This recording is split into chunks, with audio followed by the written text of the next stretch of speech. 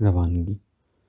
اگلے روز 9 بجے کے قریب ایک کالی سیاہ اتنی لمبی مرسیڈیز صدر دروازے پر آ کر رکی۔ اس میں سے ایک خوش شکل بانکا عرب نوجوان نکلا۔ وہ سیدھا میری طرف آیا۔ السلام علیکم، وہ بولا۔ چلیے آپ کا انتظار ہو رہا ہے، ہمیں فوراً مکہ معظمہ کی طرف روانہ ہو جانا چاہیے۔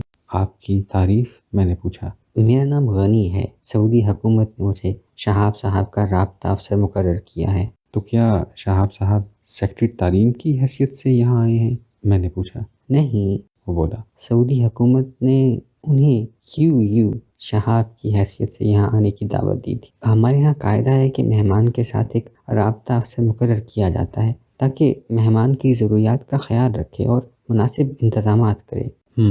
تو قدرت اللہ یہاں مہمان کی حیثیت سے آئے ہیں، زائر کی حیثیت سے نہیں، میں نے اپنے آپ سے کہا۔ نہیں، غنی مسکرایا۔ وہ مہمان زائری کی حیثیت سے تشریف لائے ہیں۔ ہر سال سینکڑوں مہمان زائر یہاں تشریف لاتے ہیں۔ کچھ دیر کے بعد ہماری مرسیڈیز مکہ معظمہ کی طرف جا رہی تھی۔ دونوں طرف بنجر زمین پھیلی ہوئی تھی جو نہ تو ریت تھی، نہ مٹی اور نہ پتھر۔ درمیان میں ایک فراخ کالی سڑک دوڑ رہی تھی۔